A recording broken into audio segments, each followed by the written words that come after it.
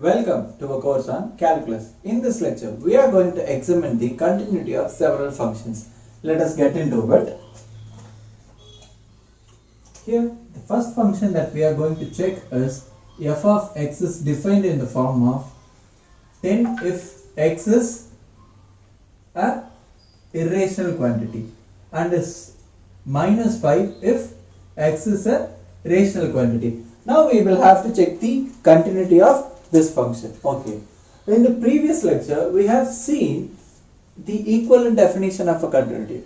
In the very first lecture on continuity, we have seen the epsilon delta definition of a continuity, and in the immediate next lecture, we have seen another one. That is, if limit x approaches p, f of x is same as that of f of p, then we say that the function is continuous at the point p.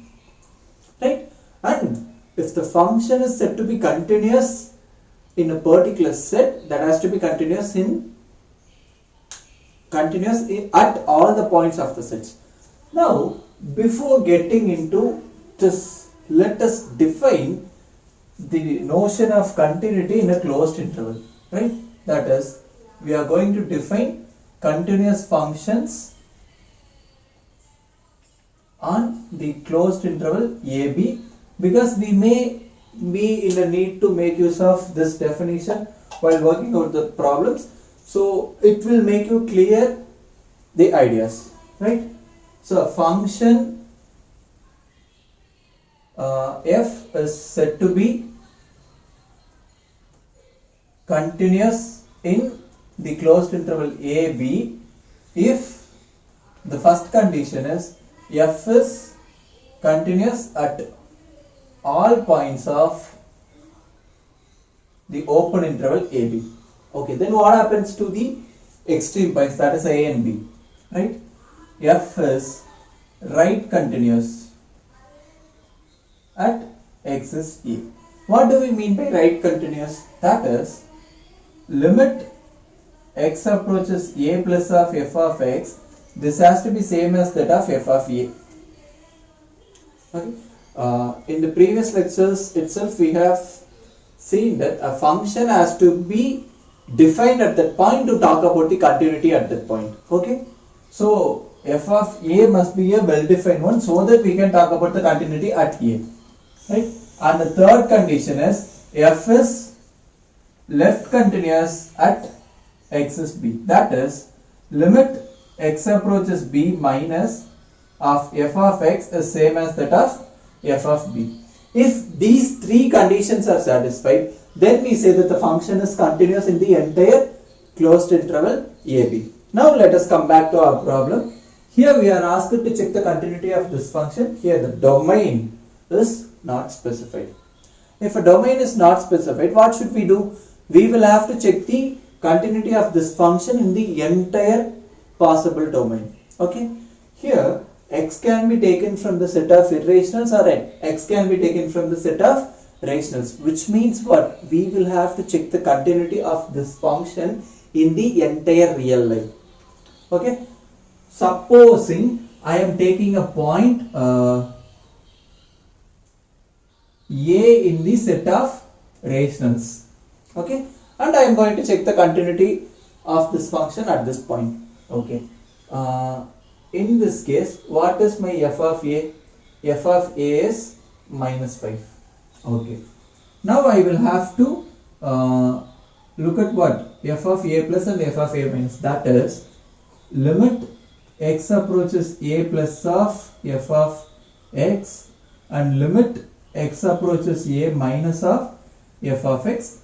And I must get these two things are equal, and that is same as that of this value, so that I can say the function is continuous at A. Okay. What happens here? It is limit h approaches 0 of f of A plus h. Okay. A is a rational quantity. You are adding something to that A. Do you have any assurance that this quantity A plus h is a rational or irrational? No. We do not know what this value is. Similarly, limit h approaches 0 f of A minus h. Here also you do not know what to say minus h. It may be rational or irrational. But for very sure you know that this value and this value will be either 10 or minus 5, but you do not know what that actually is. Hence, this things does not exist. Okay, the right limit as well as the left limit does not exist. Hence, limit x approaches a, f of x does not exist. In here we have proved this for the set of rational values. Suppose you are trying to prove this for the set of irrational values. Take b in r minus q and your f of b will be 10. For the same thing you will have b plus here, b minus here, and you have b plus h, b minus h. Even these things does not exist, and what? Your limit x approaches b, f of x also does not exist. Hence, this function is not continuous at any point of r. Okay? So, we conclude that f of x is not continuous at any point of r. Okay, now a natural question arises is that suppose we are defining the function in these forms, like if we take some value in rationals and some value in irrational, the function is not at all continuous. It may be a natural question, right? So we are going to see some example of that sort and check about the continuity over there, right? Let us get into our second problem, that is f of x is defined in the form of x if x is a irrational quantity and minus x if x is a rational quantity, right? Okay. Let me have the scenarios here. Okay, you may see if c is a rational quantity, right? Then what are you going to get? You must have here. What are we going to check? Whether the function c is continuous in some point or not, be it rational or irrational. Why to take rational alone? Okay, suppose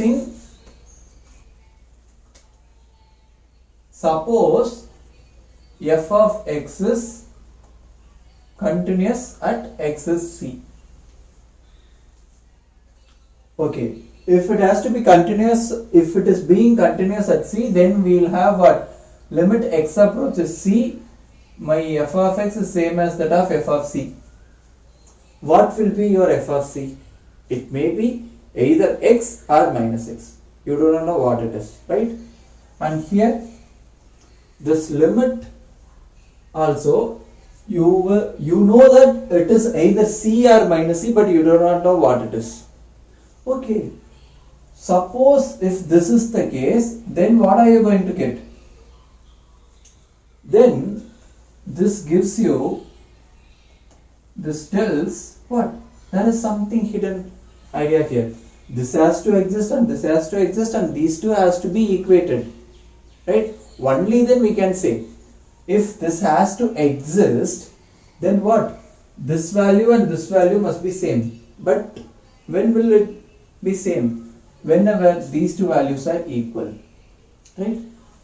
This tells your c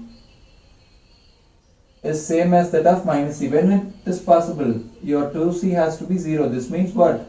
C is 0. Only at the point 0 you have your function to be continuous. Okay, if you take in another point 0, okay, so now I am looking at x approaches 0 of f of x and 0 plus. Okay, I am taking 0 plus, and this may be written as h approaches 0 f of 0 plus h, and what?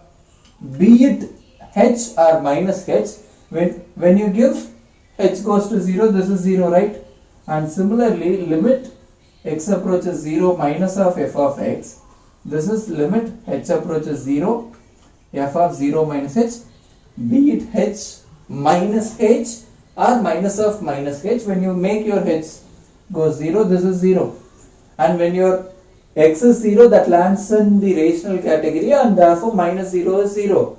You get the requirements. Hence this function is continuous only at 0. Okay, therefore we conclude that this function is continuous